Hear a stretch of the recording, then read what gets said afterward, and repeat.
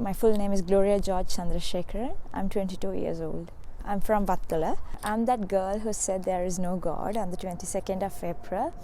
So after that day I was able to realize God. Our Catholic Church became our home.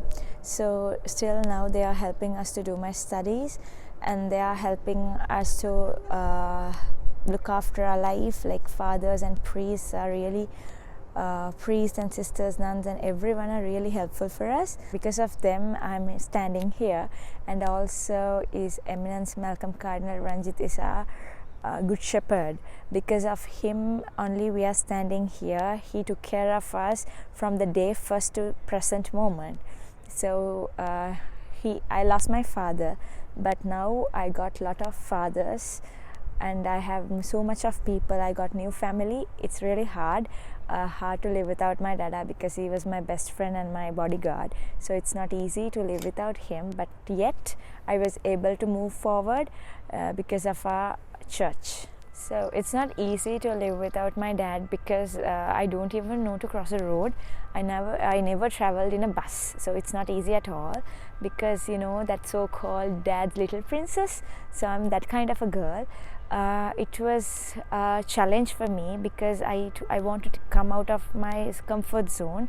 It was a total challenge to me. So I came out of that comfort zone, and I was really independent now. I was able to look after my family by working part-timely at Archbishop's house, also working with these bomb victims. I was able to build myself by talking to them and listening to their stories and comparing myself and with them. It's hard. It's not that easy. And also I always had this thought, on 21st of April my life stopped in that place, but there's a life that my dada wanted me to live. So I want that life to live. So there's a life that my dada wanted us to. He will be happy if we become this kind of a person in our future. So I'm trying hard to do that. According to me, it's not that much. I don't say big prayers. I don't pray for hours and hours. It's a very simple prayer that I say to my God. Jesus, I surrender myself for you. Don't ever leave my hand.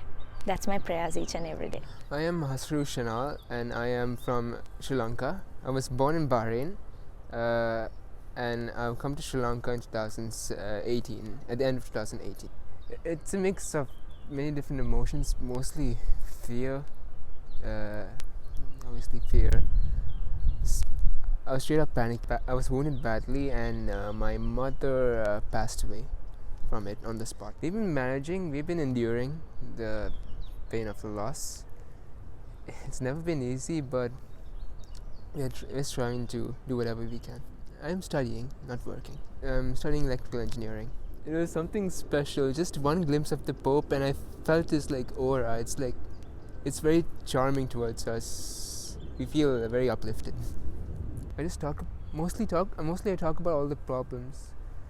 I still have, every day I may not show it, but I'm always angry about what happened, about the people that are still around that are responsible for this.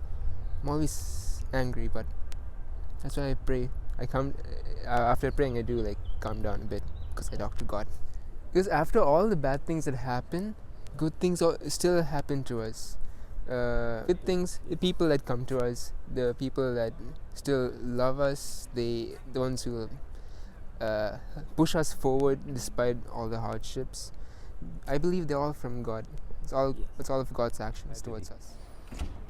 We are deeply grateful that the Holy Father has given us this opportunity, and I see that the people who came with us have experienced the providence of God, the closeness of the Church, and particularly the warmth of the Holy Father towards these victims who had to go through this violence right inside the church on the day of the feast of the resurrection of the Lord. We know that the Catholic faith is based on the faith in the risen Lord, and these people went with a lot of faith, hope and joy in their heart to take part in that Easter joy, and perhaps never expected a thing like this to happen right inside the church. And all these people in the first place came to a very serious crisis of faith where they couldn't just figure out that a thing like this during the Mass inside the church can happen to them.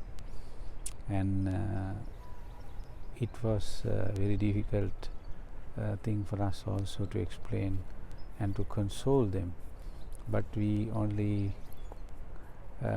we could accompany them, and right throughout the church has been doing that, thanks to His Eminence Malcolm Cardinal Ranjit, the Archbishop of Colombo, who has been very closely following these victims and their families, their needs and